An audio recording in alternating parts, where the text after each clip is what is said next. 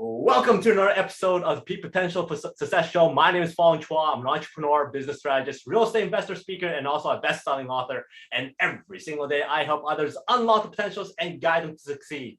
Today, we have another amazing individual. This person I met just over a year ago, and once I heard him speak, I was like, wow, this guy's amazing.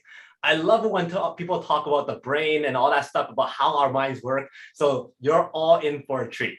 This guy loves to use data-driven decision-making to help organizations with their recruitment processes, their leadership performances, their corporate culture, to help them become more successful as well. Now, he also loves to reintroduce the human component in the human capital of companies so that companies are a better place for people to work at. He's involved with so many other things as well. He's on the board of directors of the Brown Homestead and also loves mentoring undergraduates and graduate students. So please welcome organizational psychologist, Mr. Justin Deonarine. Thank you. Thanks for having me, Fong. Hey, how are you? Not too bad. Not too bad. Kind of glad the heat wave's over. I was sweating quite a bit, in those high 20s, low 30s days. So I'm not running my AC constantly. So that's a pleasant change. Man, we had a period of time where you sit there and you just sweat and you don't want to do anything. Yep. Yep. Well, for people who don't really know what you do as an organizational psychologist, tell us, what do you do as an organizational psychologist? Yeah, and the basics of it is applying psychology and psychological methodology to business problems. That's the easiest way to describe it. So as you mentioned earlier, I use data-driven decision-making in things like recruitment, culture, leadership development. So you've probably taken a personality test before, and maybe a free one online. It's told you something interesting about yourself. Maybe it was accurate, maybe it wasn't, depending on how good it was.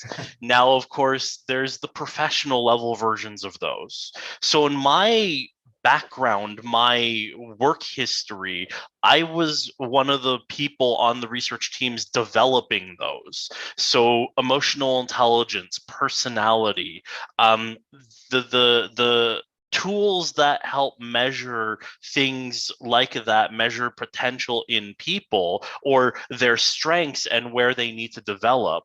So I've spent my career developing them, and now with my business culture shift consulting, I apply them, I bring them into organizations. So on the hiring side, we're not taking a look at something like who's the best fit. It in turn is more so who is going to fit the role and how can you onboard them, not just this person has the right results, so we're going to hire them. It's a little bit deeper than that. You can kind of see where the human component comes into play, because it's not just about the best fit. It's about how can we help them find their maximum potential. Same thing for leadership development. It's all about understanding, helping build self-awareness for, say, a first-time leader. They're just into a management role. They've never managed a team before, and they're not entirely sure what to do. Building those soft skills, building those people skills, building that self-awareness, making sure that they understand maybe to some degree how they might be seen by their team, or they just understand what their strengths and challenges are and how they can work with their team to harness those strengths and accommodate for those challenges or develop those challenges. And then once you get to the bigger level, that employee engagement, that organizational culture, there's a very large misconception that if Google's doing it, it's the best way to approach your culture. And that's a big no. That's not the way. It's a matter of understanding how to best support your team and how to create an environment where they can thrive. Now, something you talked about during that period, that section there, was data-driven decisions, but there's also that emotional intelligence, the personality part. Personality, emotions, feelings do not jive well with data. So where's that fine line, or how do you kind of meld the two together? It's very interesting because you'd be amazed at how often they overlap.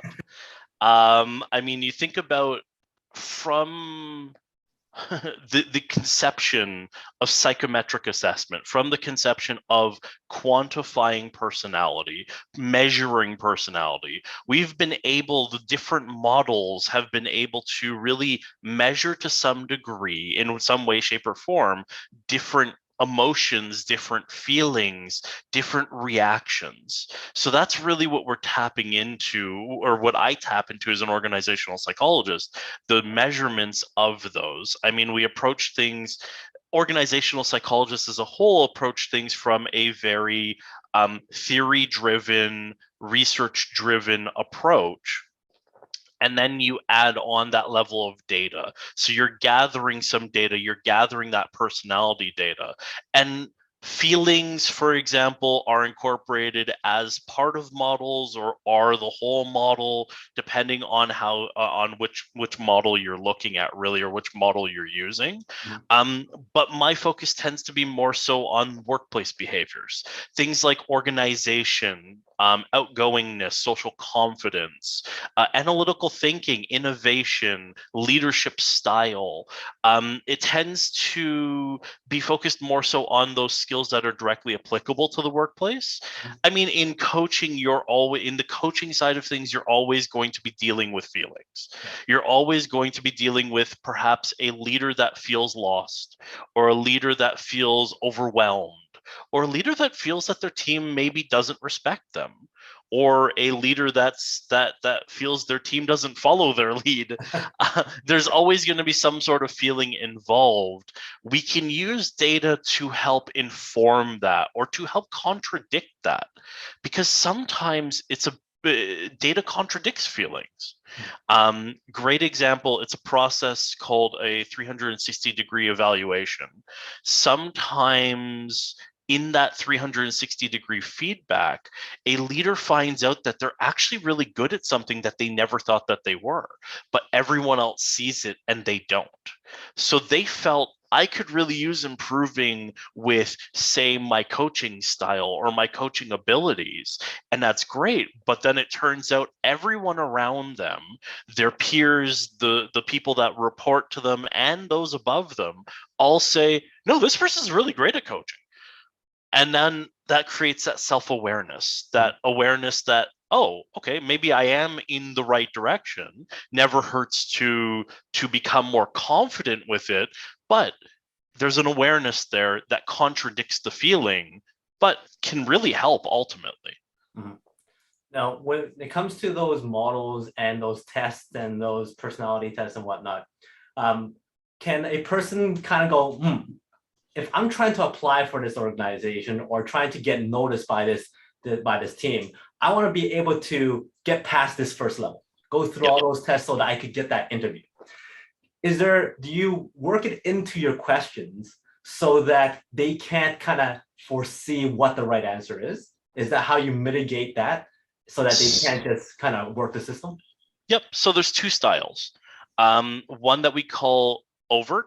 So you're looking at the question, you have a good sense of what it's asking, but within that set of questions, of course, most personality tests, you're looking at 100 some odd sometimes questions, right? So, once you're answering enough questions, there are different questions that we can include that are included in that have been researched for years and years and years, probably longer than both of us have been alive, that have been linked back to perhaps deceptive answering or deceptive behaviors, or inconsistent behaviors or inconsistent answering. So in the covert assessments, a good covert assessment will have some form of check to make sure that this person wasn't trying to game the assessment, and that we're getting a open and honest picture of the individual, that they're being open and honest. And many assessments do. Every single assessment that I use has one built in, unless they're in a covert assessment. Sorry, I think I may have called the other one covert. So that was the overt assessment for clarification. Now the covert assessments, these are ones that are designed very much like a clinical psychology assessment. So clinical psychology assessments, if you're working in that clinical psychology environment, you can't just come out and say, hey, do you have anxiety? Hey, are you depressed? You can't just come right out and ask it. The way those assessments are designed to ask questions in a way that the individual doesn't know what they're answering, but those questions are linked with things, with different clinical psychology, with different mental health challenges, right? Or different mental health disorders. So that's a whole different realm. I don't touch clinical psychology. I'm not in clinical psychology, but some assessments in the organizational side are designed in a very similar way. So the questions are very inane. They don't seem to be related to anything. So you really can't figure out what's a good answer and what isn't. So you just have to be honest. And as you're being honest, of course, one that I use is designed for a hiring context. So it assumes that you are going to be trying to game it a little bit. And that's one of the keys that I always preach about assessments, especially in a hiring context. It needs to have a comparative norm. So it's a group of people that data has been collected, that your answers, your results are compared against, so that you're being compared against people that are very similar to you, but then also it helps the psychologist control, or the organizational psychologist control for those things.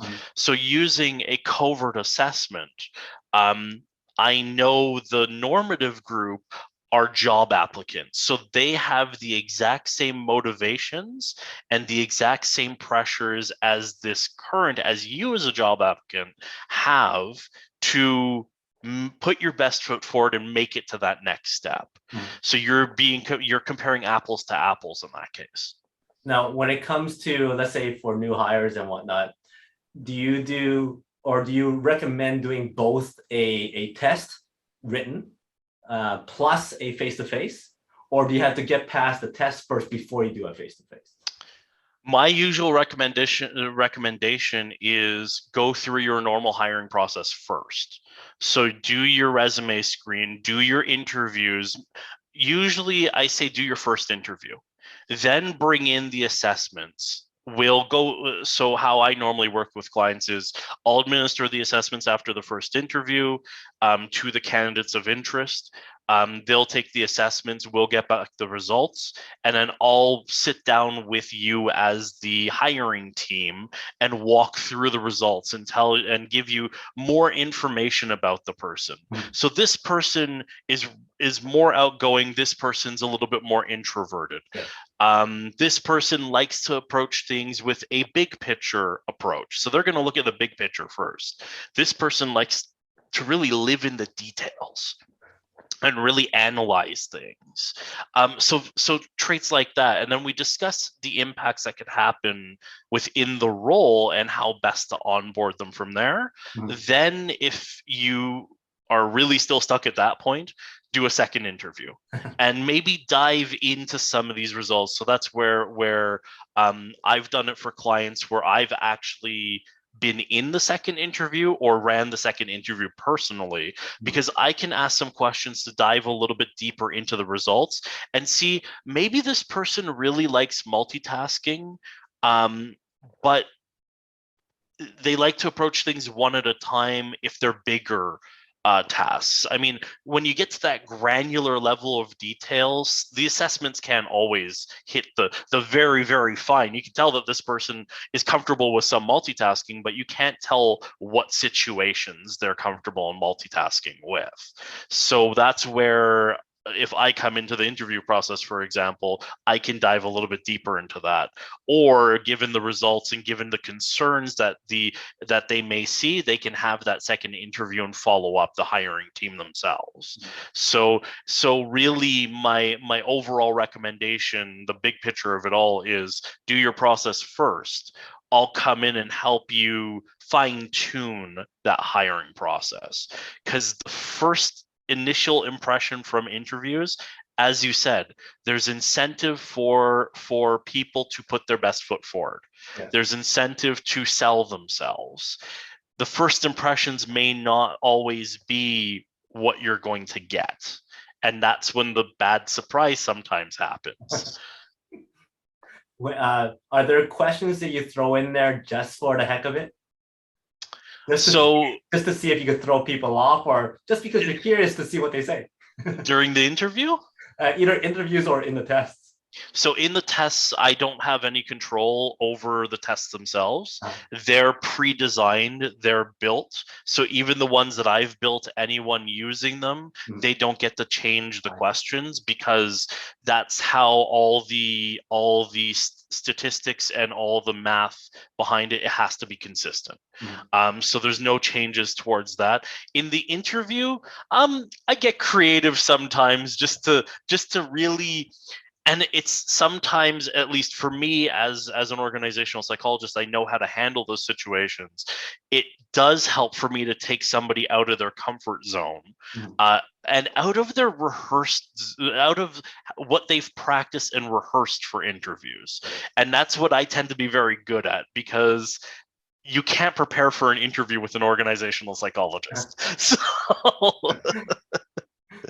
when I've heard some stories of people getting really weird questions about comic books or something else, and then they're like, what does that have to do with the job, right? So yeah, I ask that question if you do it on purpose, right?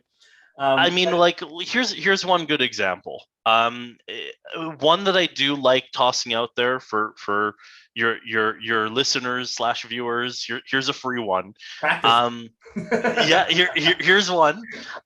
So one that I really do like, and I like to add in some in a lot of my interviews, is tell me about a time where you had to be cutthroat to get the job done.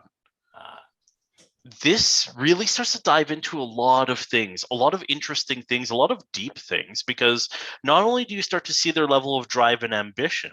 I mean, drive and ambition is great until it's so much that they're willing to step on someone else to get where they want to go. So if they start to really identify with the cutthroat environment, the cutthroat nature, are they a great fit for your organization?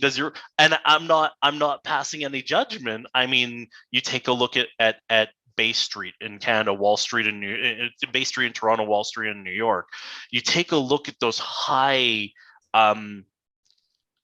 competition districts, those areas, the finance field. Sometimes you have to be a little cutthroat. Sometimes that is the culture that allows your employees to be successful, because they're all highly competitive, and being a little bit more competitive with each other drives them to achieve their best. Now, in most cases, it's not. So, but I mean, those cultures work for those organizations, right? So it is one that I find throws people off, because when they start to stutter, when they start to say things like, well, I had to be a little more competitive about this, I didn't feel great about it. Hey, you have somebody who's humble, who's being honest, who is maybe a little bit more driven, but not willing to really be cutthroat about it. They're still going to be a little bit more cooperative, and they have that remorse and that empathy.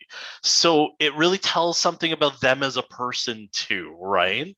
So it's an interesting one. It's a tricky one, but you can get a surprising amount of information from it.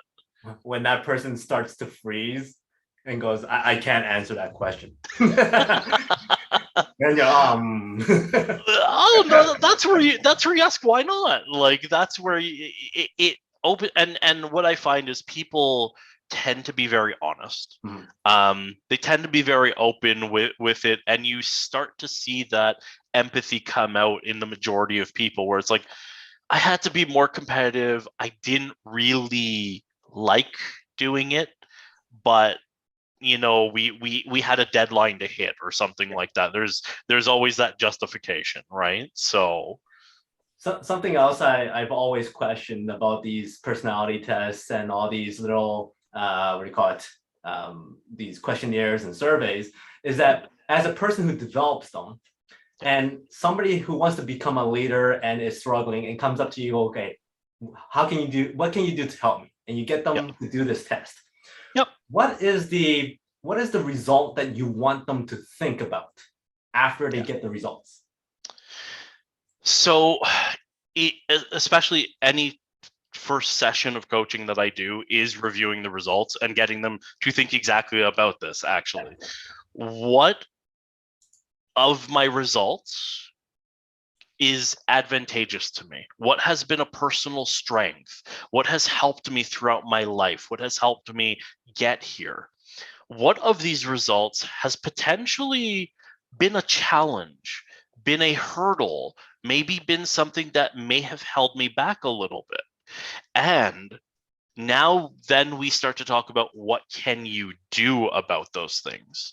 So it's all about that self-awareness. That first coaching session that I do with anyone, whether they're a leader or not, is about building that self-awareness. And then once I build that self-awareness, then it's helping them understand what directions they can go in order to maybe harness their strengths further, overcome those challenges.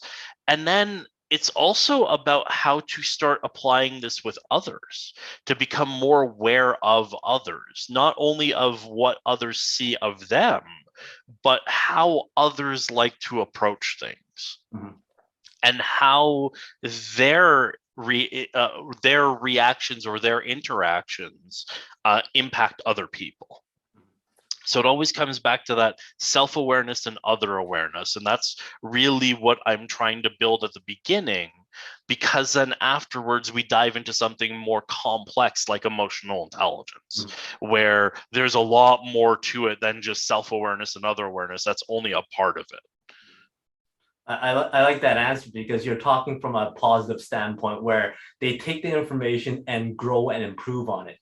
I've had lots of experience with people who goes, yeah, I can't do this, I can't do that. And as you can see on my score, I'm a fast starter.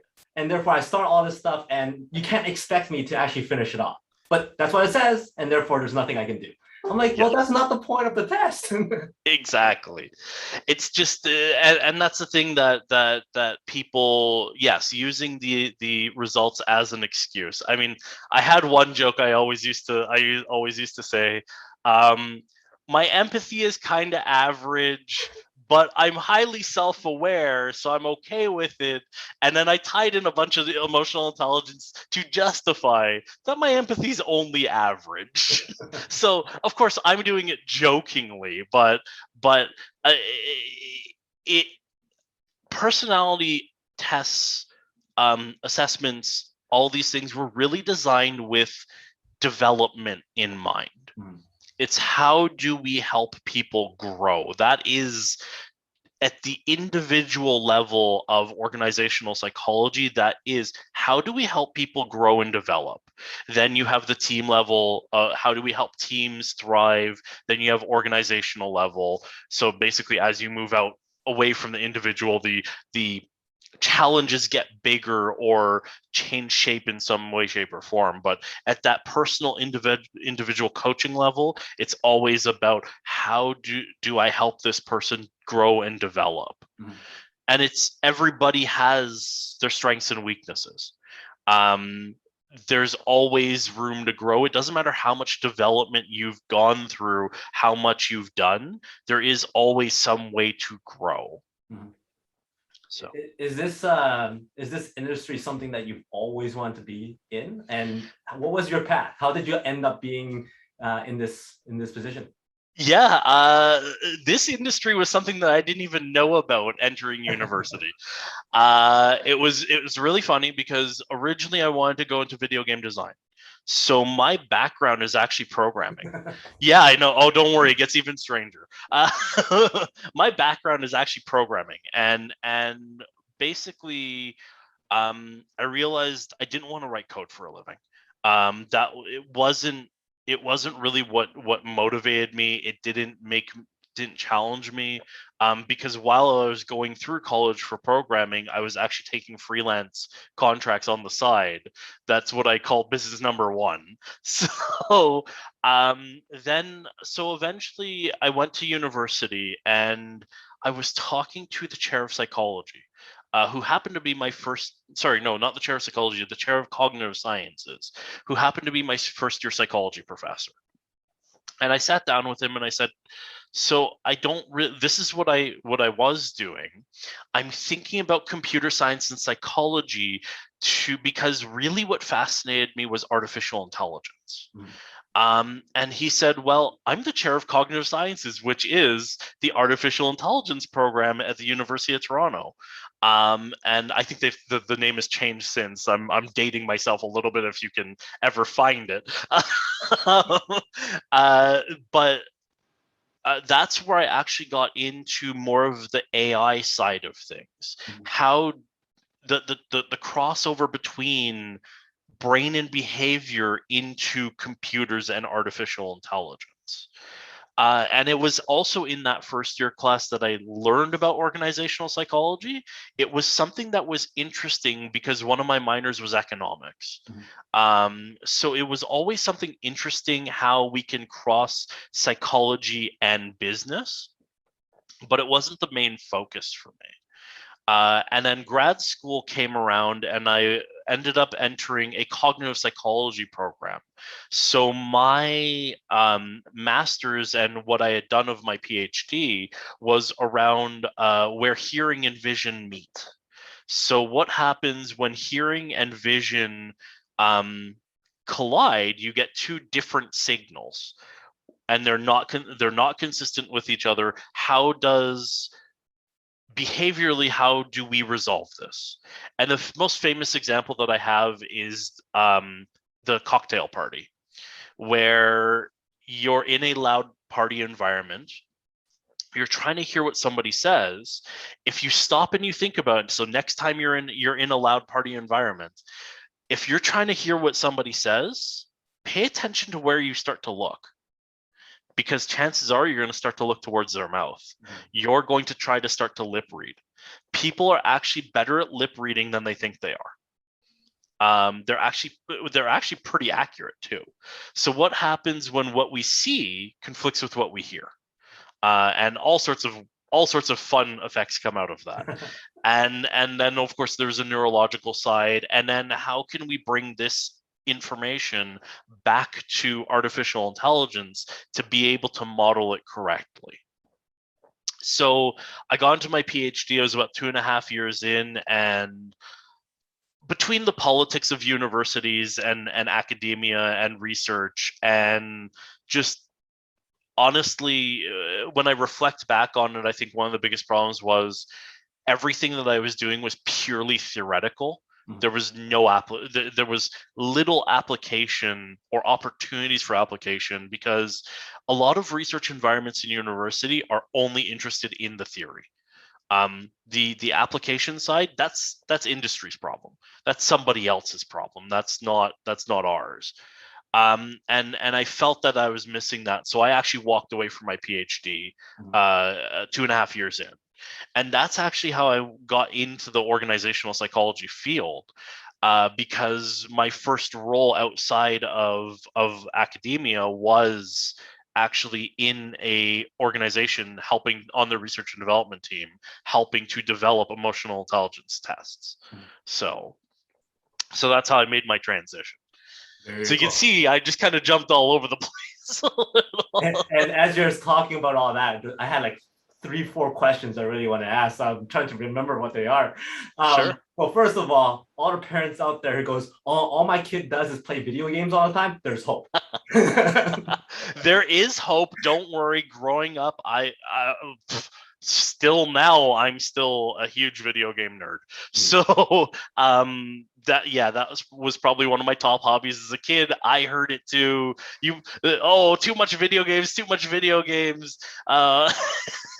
Don't worry, there's lots of opportunities out there for an individual who enjoys video games. Another thing I found out during your talk was when you walked away from the PhD, there must have been a lot of people goes, you wasted all that time. There were only a few more steps more to get that prestigious PhD doctor title. So how did you mitigate or avoid all that negativity that came in to tell you you're making the wrong decision? A few steps is a misnomer. The idea of the 4-year PhD is actually a misnomer. It's not accurate. So 2.5 years in, I was maybe about halfway through at most, maybe a little bit less through my actual PhD. So the 4-year PhD is actually extremely difficult because of factors such as educational inflation. There's so many more PhDs and PhD students than there are positions that can support them. Especially at that time, because PhDs in industry was not such a big deal. It was just especially during that time, PhD in industry was seen as a you're just going to be more expensive, so we can hire somebody cheaper with less education. So it made the job search actually more difficult for other colleagues of mine or other friends of mine who graduated at that time and didn't stay in academia. As for the 2.5 years, really what I called that was essentially a job. It was skills development. It was technical skill development. It was soft skill development. It really did teach very similar things that you would learn in the workplace. You were still working a full workday. Because a research-based master's and PhD is a full-time job. It's not really school. Yeah, you have to take some courses on top of that, but really you're probably working more than a full-time job. Through my master's, there were times where I was working 6 days a week, 16 hours a day. Wow. So especially during my master's, because there were so many opportunities that part of it was passion of pursuing it, but some of it is also you only have a certain amount of time to collect data before the students leave for the summer, so you got to get it all done now. Right? So really, when you walk, one thing that people don't understand, and that I hear this question a lot, one thing that people don't actually understand about PhD is that you're actually developing very similar skills throughout the PhD that are valued in industry. Critical thinking, working independently, skills like that, skills that are valued even in management positions these days. PhDs are actually developing to some degree throughout their education. So for me, luckily, my first manager, the first boss that I had, she saw things the same way. She saw the PhD as essentially work experience or training. And really that's what helped, I think, also because I brought a little bit of a different skill set from the typical organizational psychologist. I brought a programming background in particular, which is not common of a psychologist to have. So that really helped. But I think, to me, that's the message that I try to preach to managers. Don't see a research-based master's or research-based PhD just as school. There's actually a lot more to it. It does actually really count almost as much, if not as much, as work experience. Very interesting take. Never really heard about it from that perspective. So that's very good information. So when kids go, I don't want to finish it off because of all these reasons, there's a reason for it. Yeah. You did mention about the whole, when you're in that room and you're trying to listen to that person speak, you focus on your mouth. Now, during this period of time, everybody has their masks on. Yeah. How has that changed the way you approach things? Because you're trying to listen to that person. And my wife is one of those people who notice, like, she looks at people's lips a lot when she's actually talking to someone. So how would you mitigate that? That's really hard because you can't get that info. And then also on top of that, from the mask, it's muffled the whole time. so it's really hard to hear. I mean, with people wearing masks, I don't know if there's a great strategy around that, apart from speaking more loudly, more slowly, enunciating a little bit more clearly. That's really all that you can do. Now, perhaps somebody who's in speech pathology or linguistics or acoustics might have a better answer than that. But from my perspective, from that psycholinguistics perspective, the psychology side of things, implementing vision and hearing, you're blocking off an entire line, an entire stream of communication or of information. So it just automatically increases how difficult it is to understand somebody, and then you're muffling the other side. So one thing that I personally do is I tend to look towards their eyes. As I'm listening, you can pick up emotion from their eyes, because of course you're not getting emotion from the face anymore. You're not getting it from the mouth. You can't tell, but if you look at somebody's eyes, you can tell if they're smiling, especially if they're smiling. Like right now, pause the video and take a look at Fong's face, everyone. Like you can tell if you just cover up his mouth, you can tell he's smiling, right? So for things like emotional information, you can still pick up on other cues. I also naturally talk with my hands, in case you haven't noticed. My hands have been going the whole time. With the mask on, I tend to do that a little bit more. I'll point to things. I'll try to provide more information that way to help clarify what I'm asking. For example, I'm taking a circumstance of I'm looking for something in a store, right? So I'll try to point. Is it that way? Okay, yeah. So there's just different behaviors with the masks that. And I know mask laws are coming back for some areas. So it's going to be an area that we're going to have to really deal with all over again to some degree, depending on where you are. So. Oh, something else you mentioned that interests me is the AI aspect of things. And when you mix AI with social media, there's a tendency to create this whole cancel culture kind of environment where everything that you search for, you get more of it. And therefore you get a lot of information that's very one-sided potentially. And I don't know if you watched there's a Netflix show on social dilemma, I think it's called. Yep. Yeah, I think so. Yeah, and that was a very, very mind-blowing documentary, because it shows how much they can actually control the information that comes into your head and what you have access to. Now, for somebody yourself who's in that area, you work with people, you work with different companies, how do you work with this whole AI and then also this upcoming cancel culture environment? Yeah. So the AI part, let's start there. AI in psychometric assessment, in personality testing, we don't really. If I like to say, if a company says that they're using AI, run. Because what that means is they don't actually know why the results are coming out the way they are. Which is, especially if you're using them as, say, part of your hiring process, if they don't know the underlying algorithms, if they don't know how this question links up to this scale and the impacts on it, that's a legal liability. So every assessment that I use, there's none that are AI based. There's somebody who knows the math behind it. There's you can actually score it by hand.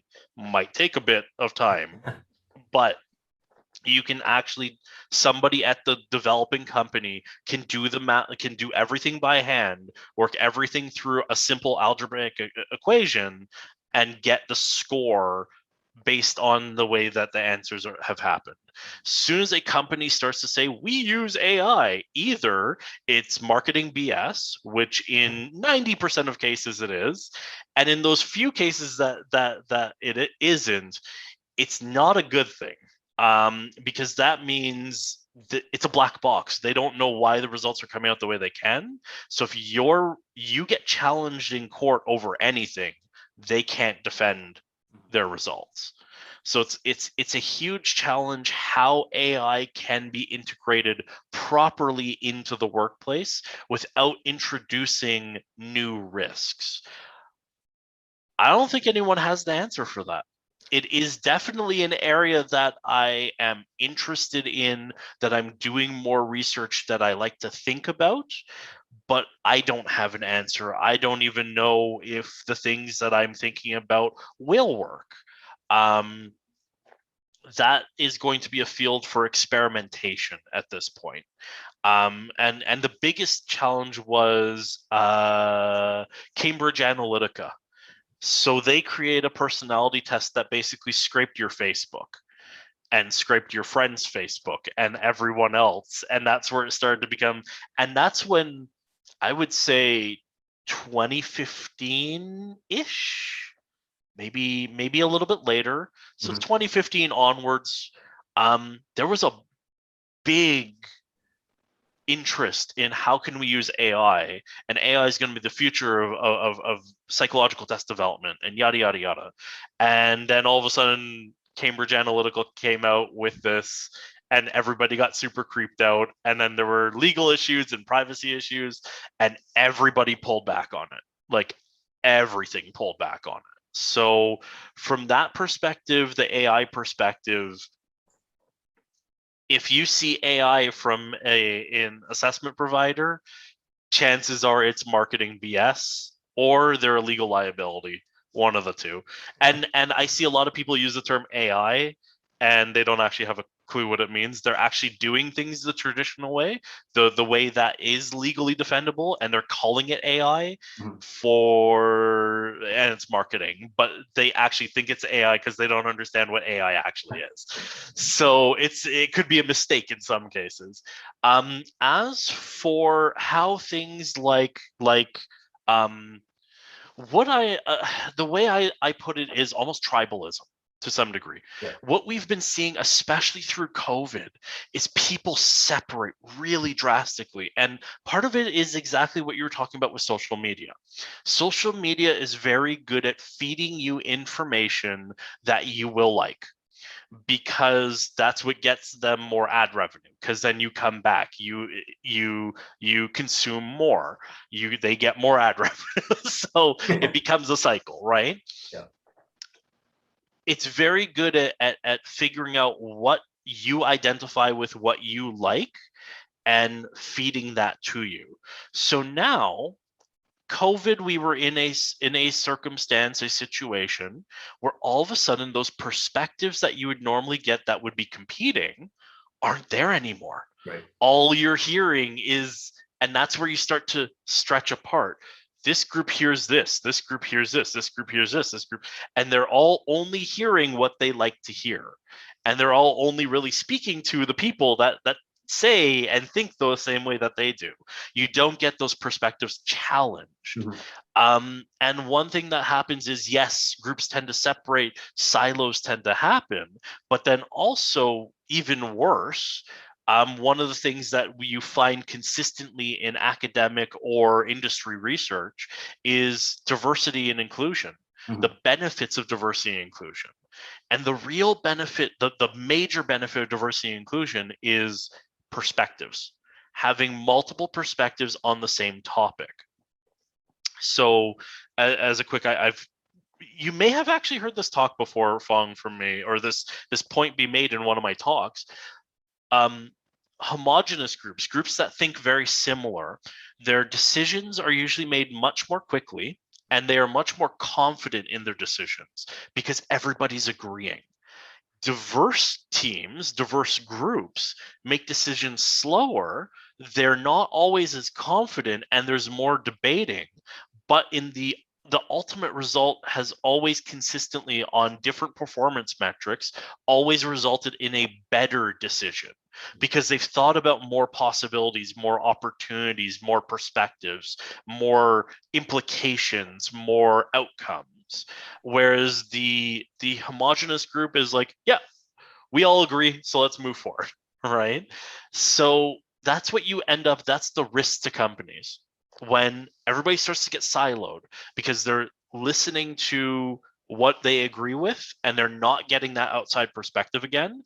Their decision making starts to get siloed, and then that can start to have an impact at the organizational level because then they're only listening to their silo and who they agree with in the organization. They're not looking at the other sides of things, and then decision making becomes a little bit weaker. Decisions may be made that benefits parts of the company but not other parts of the company.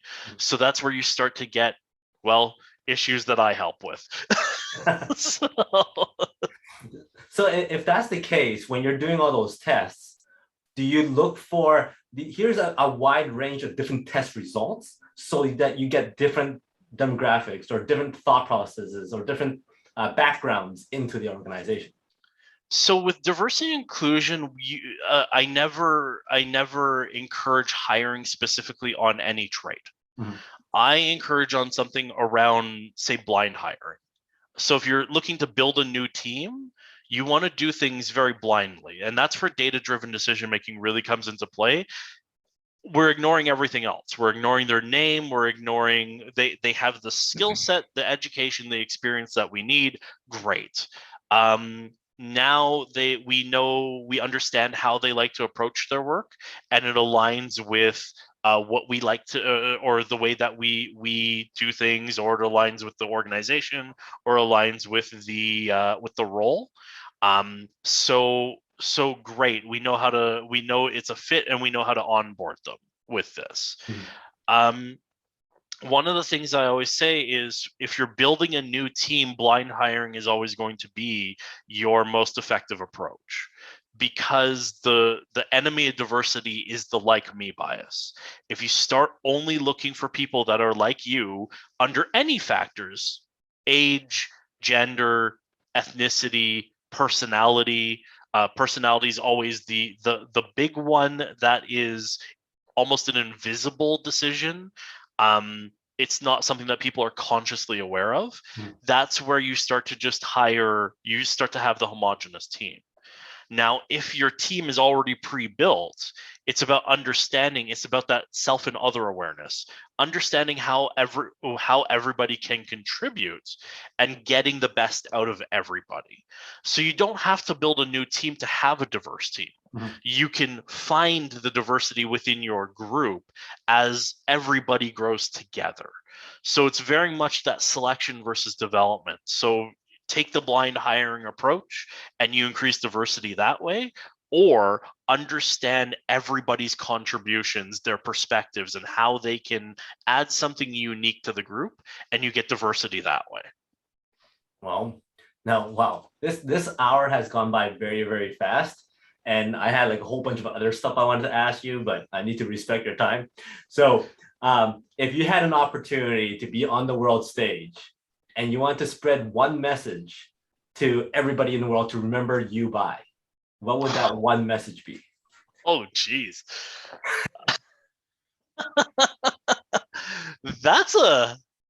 Okay, you've thrown me off.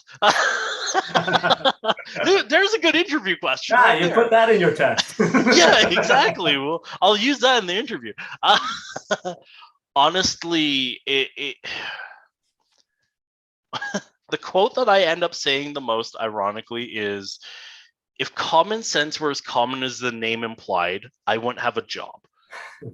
That's, if you're going to remember me for one thing, remember me for that, because really, it's just a lot of building a good workplace that supports people is about exercising common sense.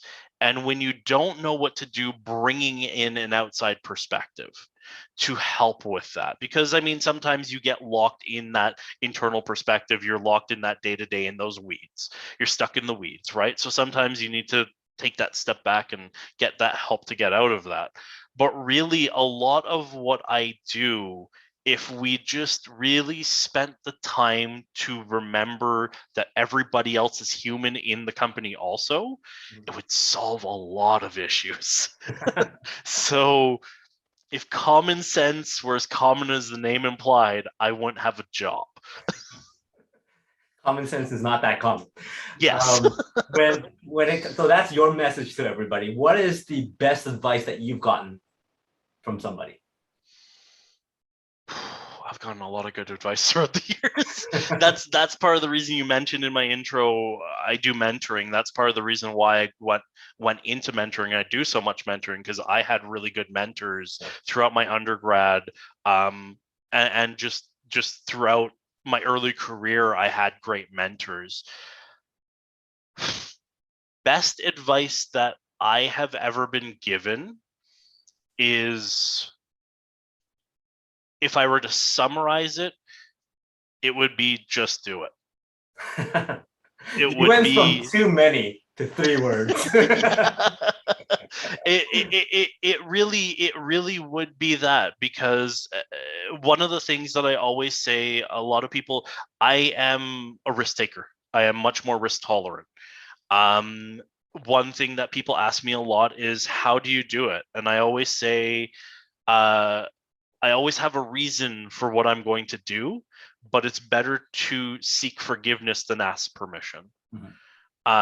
So if there's something that you're thinking, and that's to some degree throughout my life how I've approached it, I knew the PhD wasn't going to be what fulfilled me. So I had a choice. I can take this huge risk and leave and try to rebuild a career, or I could stay in academia, right? And what it come down to? Just do it. Very well said. Now I got 5 rapid fire questions for you. Before you go. The first question is, you're stranded on a desert island. Okay. And you get to choose one food to eat for the rest of your life. No consequence. What would that be? Bubble tea.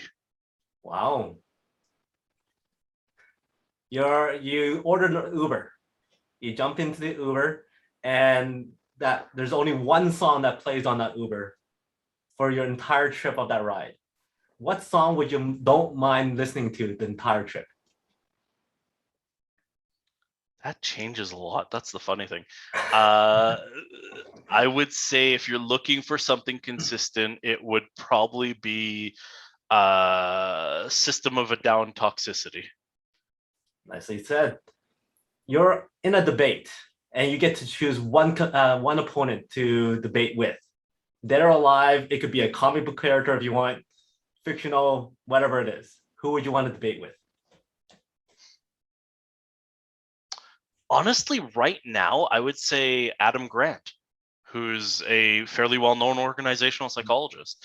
And not for the sake that I think I would win. I think for the sake that I would learn a lot from him in that process. So after the competition, Adam Grant's like, hey, I want to get to know a little bit more about you, Justin. Let's hang out. And you go, you know what? Why don't you just come over to my house? I'll cook you something nice. So what is that specialty that you could prepare for? Jerk beef with rice. Awesome. And finally, what is success like? But give me a number between 1 to 4. What is success like? Number 1 to 4? Let's go with 2. 1, 2. So how is success similar or like a weather vane? Oh, how is success similar or like a weather vane? The direction's always going to keep changing. It's never going to be consistent. And you have to figure out what direction it is and go with that. Very, very well done. So that's it for my questions. So if anybody wants to get in touch with you, learn more about what you do, or hire you, or get more consultations with you, what's the best way to reach out? Best ways, either through my website, cultureshiftconsulting.ca. You can find a lot of information there about the things that I do, and some of my publications, Inc.com, HR.com, a variety of resources. The other way is through LinkedIn. Find me on LinkedIn, Justin Deonarine, Organizational Psychologist. I am constantly posting on LinkedIn.